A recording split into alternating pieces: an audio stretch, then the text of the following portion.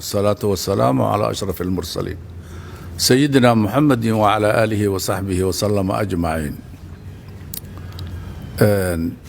مسألة كوسابسن كفسيغا وصان نقنقضي ونقو صوبتي waxaa u dambeeyay xamdi maxamed faarax wiil yarna wuu ka sii dambeeyaa la yidhi waa nasiib daro ayadoo tahay mas'alo xun oo shareecada iyo dhaqanka iyo akhlaaqdaba ka soo horjeeda haddana inay xadda ka baxdo dhaqan Soomaaliyeed ma aha. tusaalaan idiin sheegi nin Soomaali ah Soomaalidii hore nadiifta ahayd yaa wuxuu maqlay laba nin baa wax iska dayay warkaasi ma jiraa buu yidhi wuu jiraa baa la yidhi bilaawo weyn intuu la baxbo calooshii iska geliyey calooshiisuu bannaanka ku soo daaday wuu dhintay ninkii adduunyada saasa maba joogi karo yidhi meelay laba nin wax iska dayeen in lagu noolaada saxma ma aha buu yidhi waa nin Soomaali ah innaga kufsiga halkaasuu inaga joogay waanu tacsiyeynaynaa xamdi iyo qaraabadeedii waanu tacsiyeynaynaa siduu sheekhu u sheegayna waa inay cadaalad heshaa waa in dambiilayaasha maxkamad la saaraa weliba cuquubada u xun waa in la mariyaa.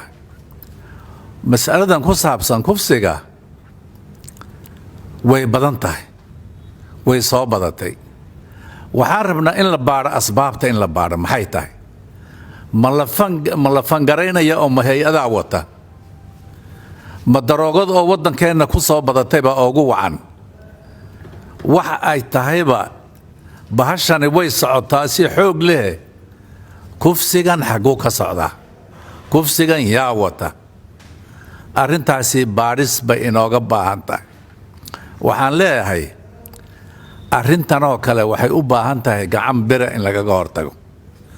kufsiga fiiri haddii loo adeegsado xoog ama qori ama ul ama toori sidaa qof dumara inta loo adeegsado haddii la kufsado sharcigu wuxuu qabaa in la dili karo waa xaddul xiraaba waa burcad hubaysan waa la dili lug iyo gacan baa la goyn halkaasaa laga soo lalmin in la dilo weeyey. marka walaalayaalow arrintan waxaan leeyahay hay-adaha amniga arrintan kufsiga ee faraha ka baxday waxaan leeyahay tallaabo la taaban karo. waagii hore waxaa jiri jiray boolisul aadaab oo aadaabta ka shaqeeya ha la soo celiyaan leenahay akhlaaqdii way luntay waddankani balaayo ku socdaa waxaan leeyahay tallaabo degdeg ah laga qaado. aad mahadsantii wuxuu ku saabsan yahay mawaadiic muhiim ah oo danaha caamka khuseeya. mawduuca koowaad waxaa weeye mawduuca ku saabsan shalay wixii ka dhacay baarlamaanka oo ku saabsanaa qaanuunka lagu magacaabo qaanuunka galmada ama jinsiga lagu magacaabo. marka annaga culammadii ah waxaan ku caddaynaynaa meeshaan inaan taageersannahay oo aan bogaadinayno mowqifka ragganimada leh oo islaamnimada leh oo guddoonka baarlamaanku istaageen oo ku saabsan in la hor istaago mawaadiicda aan macnaha lahayn oo dadka muslimiinta Soomaaliyeed ee diintooda iyo dhaqankooda ku ah halista inay diideen ayagoo waardiyeynaya caqiidada iyo diinta dhaqanka fiican ayagoo maaragtay xilkooda gudanaya. marka waa bogaadinaynaa jazaahumullahu khayran maa leenahay wixii loo magacaabay ama loo xilsaaray ayay guteen dhammaan ummadda Soomaaliyeedna inay ku taageeraan baa rabnaa. tan kale waxaa weeye waxaan kaloo runtii soo jeedinaynaa in xubnaha baarlamaanka dhammaantood saasoo kale ay noqdaan.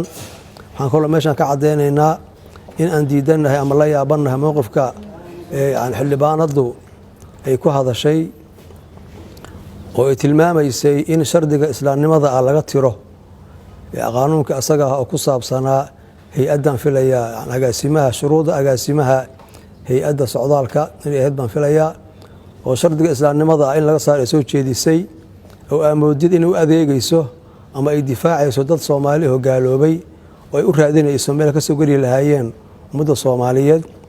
marka waxaa leenahay midaasi wax bannaan ma aha. gabadha dadkii soo doortay waxay u soo doorteen inay danahooda iyo danta islaamka ay maaragtay u matasho, in marka magacii ummadda loogu qareemo oo lagu difaaco dad ummadda ka baxay oo diinteeda ka baxay oo ummadda khilaafay runtii shay munaasaba maaha. marka waxaa leenahay dhammaantiin iyo dhammaanteenba waxaad naloo xilsaaray aan gudanno, dalka iyo diintana aan waardiyeyno, aan iska jirno inaan u noqono kuwa adeega. بسم الله والحمد لله والصلاة والسلام على رسول الله وعلى آله وأصحابه أجمعين. waxaa kelimadaan ku saabsan tahay nasiixo loo diraayo madaxda qaranka iyo madaxda dowlad goboleedyada oo qaranka Soomaaliyeed rukniyada ku taagan yahay dowladnimada ku taagan tahay. runtii shirarka idiin socda oo dhuusamareeb 1 2 3 haddana xamar la joogo ummadda Soomaaliyeed ishay ku haysaa iyo diil badan ayuuna geliyay. wixii aad hore isugu raacdeen aad baad ugu mahadsantihiin, gaar ahaan guulihii ka dhacay dowlad goboleedka Galmudug caasimadeeda dhuusamareeb ama Samareeb magacaasna waa loo bixiyay markii dambe. laakiin waxaa muhiim ah waxaa la yiraahdaa al-umuur bi khawaatimiha. umuur kastaba gabagabada iyo ciribteeda unbaa la fiiriyaa. xukunka ugu dambeeya mowqifka ugu dambeeya waa midka maanta aad soo fadhidiin oo xamar ka socda. waa inaad midnimo iyo walaaltinimo iyo dalka iyo dadka loo tiro iyo diinta iyo ummaddan oo dhulka laga soo qaado maanta inaad u heelisaan. waxaad ogaatiin taariikhdu waa idin sheegi doontaa. waxa weeye maalmahan socday saacadahaas si hor fadhidiin shakhsiyaad isu yimid oo kaliya ma eedina. waxay noqon doontaa carabtu waxay yiraahdeen yawmun lahu ma ba'du. maalmaha ka dambeeya maalmaha fadhidiin waxa aad maanta soo saartiin ayaa lagu qiimeyn doonaa. cumrigiina inta ka dhiman intaad nooshiina way la socon doontaa qiimeyntaas. marka maanta inaad mowqif raganimo inta qaadatiin aad isu tanaasushaan dantu waxay ku jirtaa waxaad idinku isku raacdeen maanta. siiqooyinka qof kasta maskaxda ugu jirta muhiim ma aha in mid kamid ay guulaysato. waxaa muhiim ah inaad wada guulaysatiin oo idinku aad israacdiin oo aad wax isku wada raacdiin. maanta ummadda Soomaaliyeed ay wada cusub ay aad u jeexdiin. idinkana sharaf bay idin tahay iyo magac ilmihiinna waa u tahay. Soomaaliyana dhulkay taallaa dhulkay ka soo kacaysaa. marka waxa weeyaan inaad aragtida marxaladda socod cusub ee la dhisi doono dowladda marxaladda dhamaanaysa mid cusub bilaabanaysa ina aragti midaysan iyo juhdi midaysan iyo qalbi laabxarnaasho iyo dalka dadka loo daneeyo. dadka madaxda ogaada kursiga intuu ku fadhiyo ninka maamuus ma helo. maamuuska wuxuu helaa markuu kursiga ka dhamaado ka bacdi ilaa uu ka dhimanayo maamuuska la soconayo. waxay ku xiran tahay marka ugu dambayso kursiga ku fadhiyo siduu ku soo gabagabeeyo. hadduu ku soo gabagabeeyo tanaasulaad iyo dadku mideeyo iyo doorashooyin fiican uu qabto iyo ummadda oo dhan oo taariikh u reebana intuu nool yahay magac iyo sharaf uu yeelanaya. hadduu ku soo gabagabeeyo qalaaso iyo isqabqabsi iyo isnacayb iyo burbur sida nagu dhici jirtana inta uu nool yahay magac darro ayaa ku noolaanaya iyo ihaano. marka walaalayaal magac iyo sharaf aan idin rabnaa dhammaantiin. ummadda iyo dalka iyo dadka diinta u tanaasula.